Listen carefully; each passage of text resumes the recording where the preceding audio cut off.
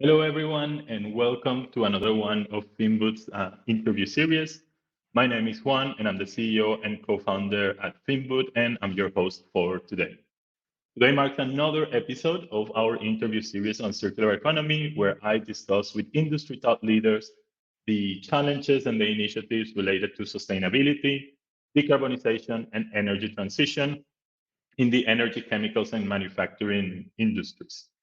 This time, I am honored to be speaking with Mercedes Gomez. She is an expert in circular economy with years of experience in the industry, working on several innovations to introduce circularity into the European industrial complex. Today, Mercedes serves as the managing director of the Ecosense Foundation. Ecosense is a group that started back in 2017 as a joint initiative between multiple companies in the packaging industry, and with support from the European Commission. Ecosense is on a mission to promote trade-to-trade recycling in Europe by means of certification. Mercedes, welcome, and thank you very much for agreeing to this interview. Any opening thoughts you would like to share? Thank you very much, Juan. I think that you have already done a very good introduction of our foundation. Only to add that we are the owners of a certification scheme called RETRAY. This scheme certificates the recycled content and recyclability of thermoformed PET packaging, which is a very specific packaging that we will speak afterwards a little bit in depth. And it's a certification scheme at European level that works under accreditation of the ISO 17065. And that, as you have already said, our main mission is to promote trade-to-trade recycling by means of certification, specifically on traceability under the EN standard 15343 requirements. We have already more than 30 companies already certified in Europe, and more than 70 processes and products already certified in 4 countries: Spain, Portugal, France, and Italy. And we are now spreading in countries like United Kingdom or Germany already. And my role in the foundation is to control that the general regulations of the scheme are complied, and that the foundation is present in the main forums and networkings for the PET thermoformed value chain. Excellent. Thank you, Mercedes. And yeah, before we kind of continue and go deeper in Ecosense and deeper in our conversation today, I will take the opportunity though to share a little bit about Finboot, do a very short self-promotional from our end, just to remind the audience that Finboot is a technology company that enables digital traceability ecosystems for large industrial companies, helping them gather and share product and supply chain data in a secure, reliable, and trustworthy way. Our technology helps our clients substantiate their ESG and sustainability credentials, which leads to a stronger market position. We're already working with global industry leaders in the energy, chemicals, and steel industry segments. So with that, let's get back to our special guest for the day, Mercedes. You already gave us a bit of an insight about Ecosense, but if you could perhaps expand a bit, not only on the Ecosense Foundation, but also tell us a little bit about you and your background, and essentially how that led, let's say, to be one of the leaders within the foundation and bringing this trade-to-trade recycling to fruition in Europe. Well, yes. I'm a PhD on environmental science and MBA. And I've been working on the packaging waste recycling sector for more than 24 years. This sector, you know that it is better well known today by circular economy. My role here is to implement my knowledge in the trade-to-trade recycling thermoforms in Europe, which now is a challenge because there are a lot of waste regarding this kind of packaging already recycled, but there is a lot to do on this issue already in Europe. Yeah. No, excellent. I think exactly. I think we often don't see the issue, let's say, with the waste that we're being generated and how to manage that waste appropriately. And that is the kind of key initial point of any circular economy initiative, right? To not only minimize that waste, but also find routes to repurpose or reinsert that into the industrial value chain more easily. I think certainly the packaging industry is going through a disruption at the moment when it comes to where raw materials are coming from, how they're being used. As consumers ourselves, like we go to a supermarket today, we see more and more products that at least claim to be designed for circularity, some that even come from circular processes themselves. We're also faced by a lot of misinformation, and I think you know that. And one of the many reasons why certification is key, right, and is required is, well, we need to have more transparency in the industry. We need to have more auditable and let's say strict processes on how circular economy is being implemented. We also see the regulator, the European Commission, pushing with some, let's say, directives in that sense, addressing, again, things like greenwashing and how these claims are going to be supported, right? So with that, can you tell us a bit, okay, how is Ecosense addressing then the challenges of decarbonization, sustainability, and circularity in the industry? What are some of your flagship initiatives and the key targets, let's say, or objectives that the foundation has? Yeah, well, I would say that these kind of targets that you have already explained are in our implicit mission, because we promote the use and the recycling of the PET tray, which is, as you know, a packaging that you can find in the supermarket every day for packaging fresh food, fish, meat, slide cold cuts, so on. And it has a very important function on food, avoiding food waste, because PET is a polymer that has a very good properties for food conservation, so avoid food waste. And at the same time, is a very light material that allow to pack a big quantity of food with a low weight of material. So being as light as this, or as well allow to transport on a lighting way, so to avoid CO2 emissions. In addition, our scheme promotes circularity, which is try-to-tray recycling, as well as in the bottle-to-bottle, in the case of PET, is promoted because, as you already know, the European Commission is promoting closing the loop of packaging, even if it is possible first, from an eco-design point of view.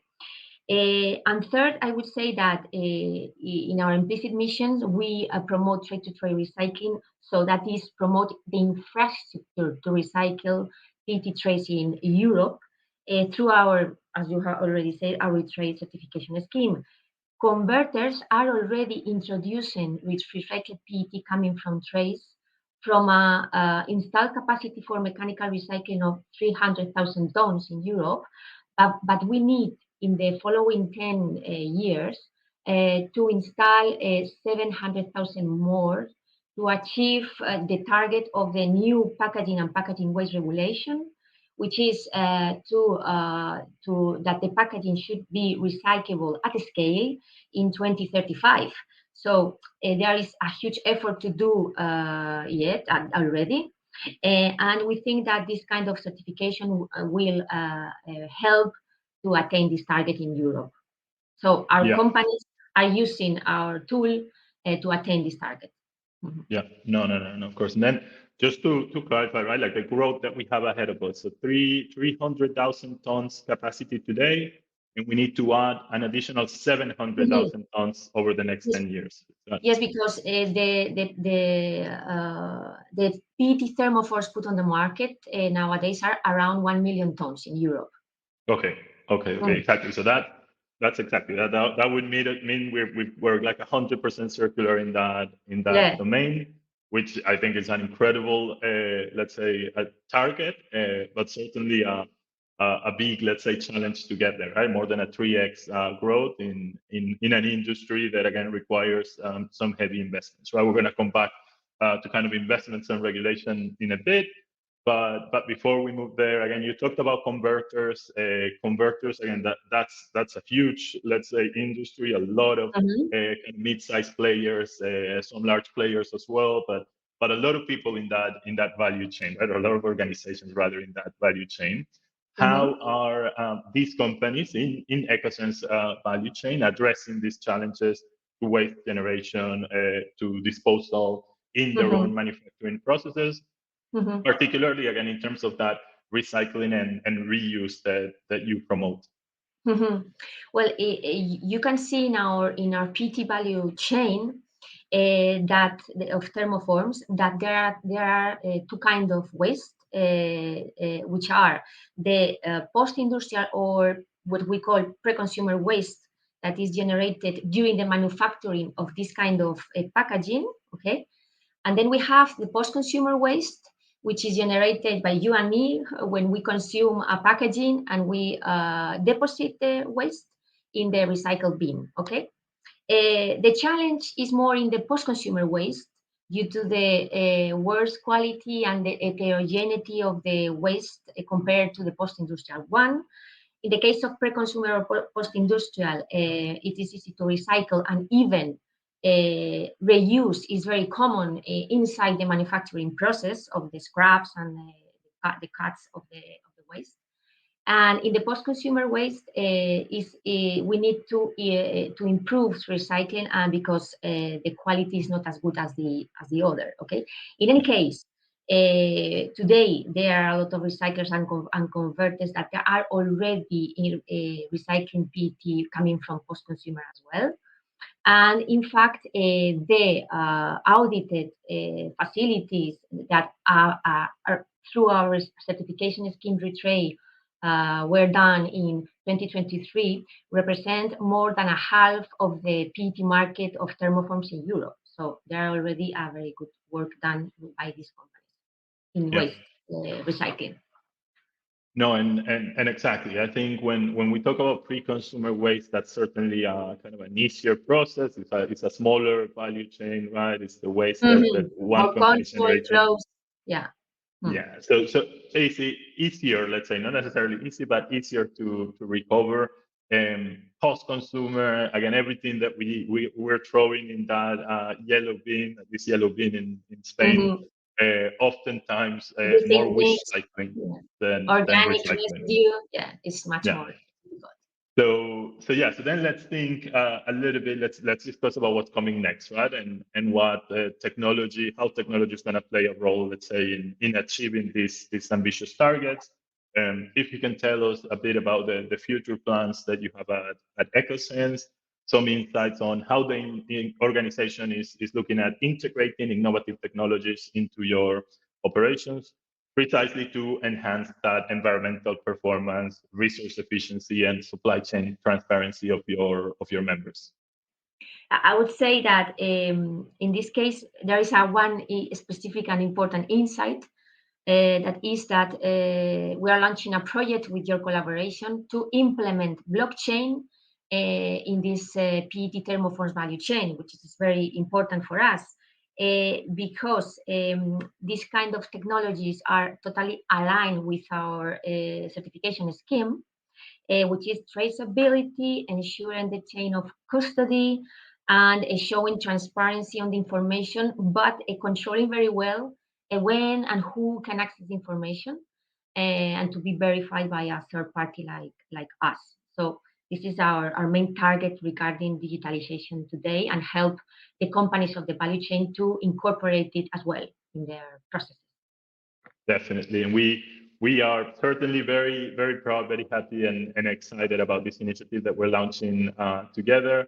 I think, as you say, right. So we focus on digital traceability ecosystems for industrial supply chains, taking advantage of that underlying blockchain technology that provides auditability, shared record keeping, transparency, accountability when you have such a kind of a multi-party industrial ecosystem, right? So certainly an area that I'm hoping we're going to be able to tell a bit more to the audience over the next few months, right? Or to see how that progresses and continues to grow the relationship between Ecosense and Finboot. Now, let's move a little bit into regulation. I mentioned before the greenwashing initiative of the European Commission, but certainly regulation around circular economy goes beyond that. We now have CSRD, we have CBAM, we have incoming directives on critical raw materials, on net zero industry, right? So there's a lot of action here.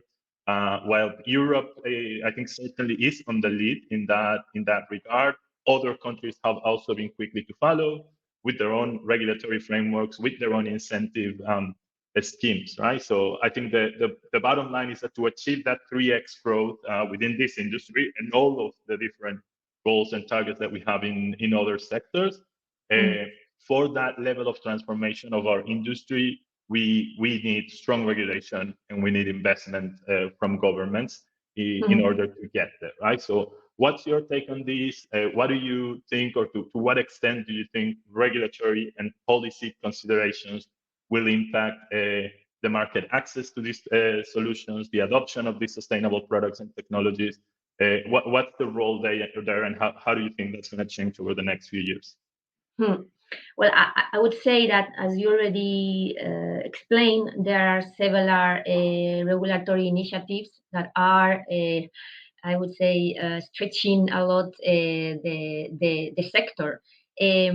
First of all, as you already mentioned, the European Greenwashing Directive, because the companies are not going to be allowed to make any self-declarations, environmental claims without a third-party verification from an accredited or approved scheme like RETRAY, for instance. So if you don't have a certification, you are not going to be able to do this claim.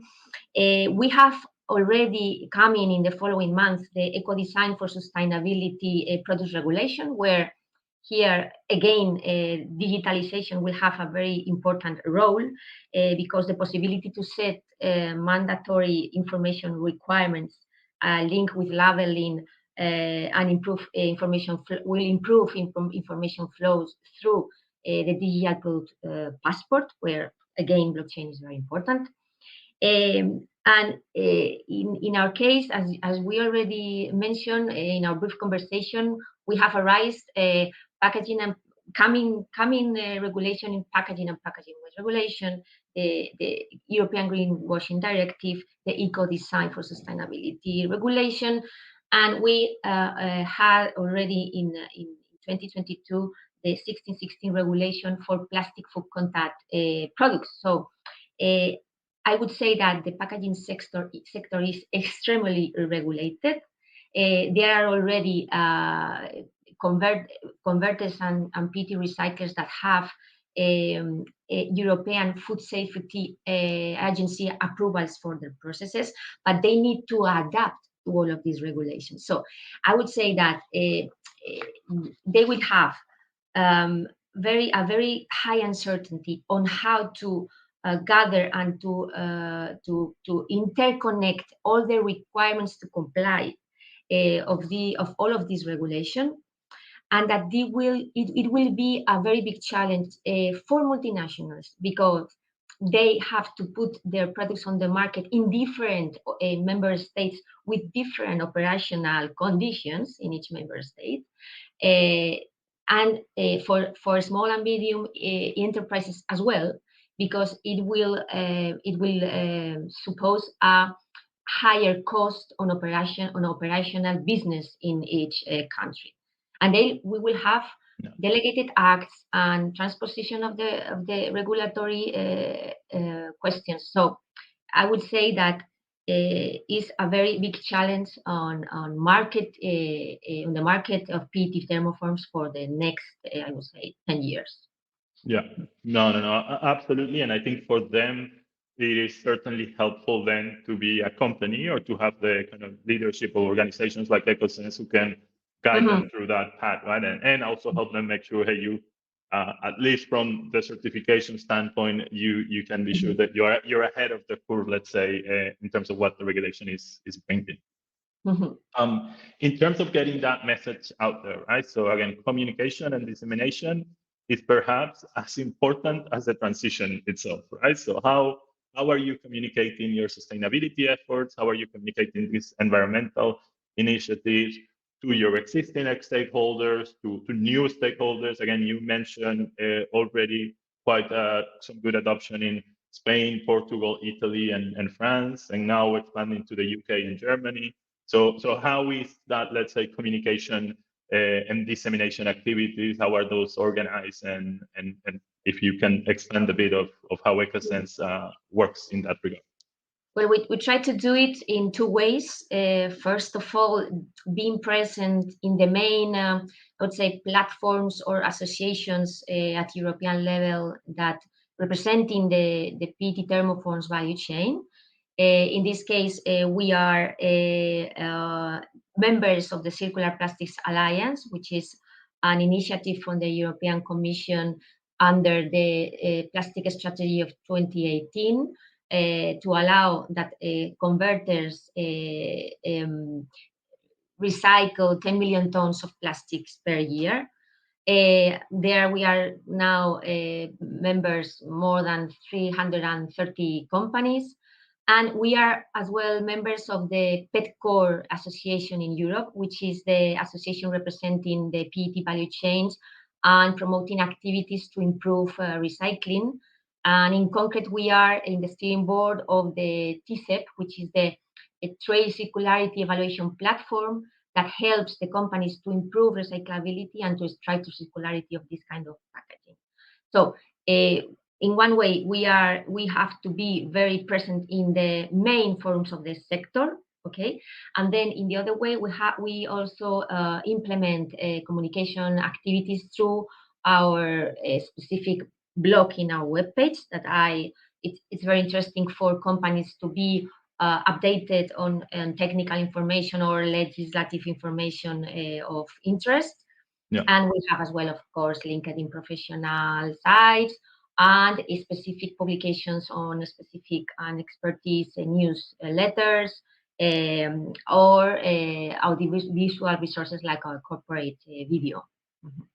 Excellent. So thank you, Mercedes, and great, right? So if viewers want to learn more about Ecosense and what you do, your website, your blog, and your corporate video, those are good places to start. We can see the website right there. And certainly, again, that should give them at least a path to understanding a bit more the organization. Mm-hmm. Unfortunately, we're coming up to the end of our interview. If I could, Mercedes, get some final thoughts from you in basically what you see as the outlook of this conversation, right? Where is the sector going to? What is your vision of the next steps in this journey? Well, I would say that if of course, digitalization is our next big and challenging step regarding the necessity of this kind of tool for traceability and chain of custody of the PET thermoform value chain.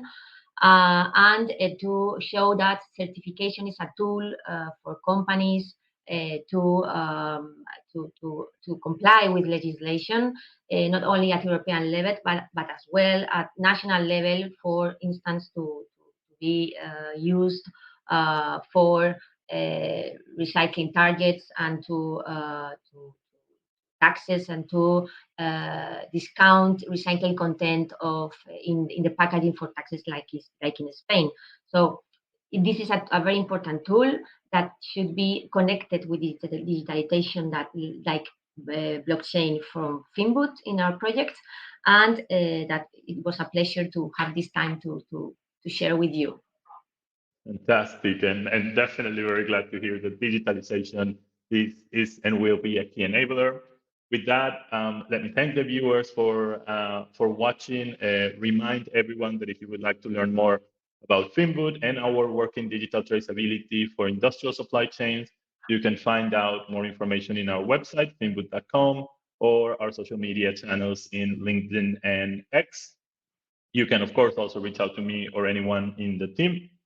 One final note is that there will be more circular economy interviews coming soon, so make sure to stay tuned for the next episode when we speak with other industry thought leaders, just like Mercedes on their initiatives. Also, if you missed the previous one, make sure you go back and have a look at that. and gain more insights on circular economy from this experience industry leaders. Mercedes, once more, thank you, and thanks everyone for watching. See you next time. Thank you very much for the invitation.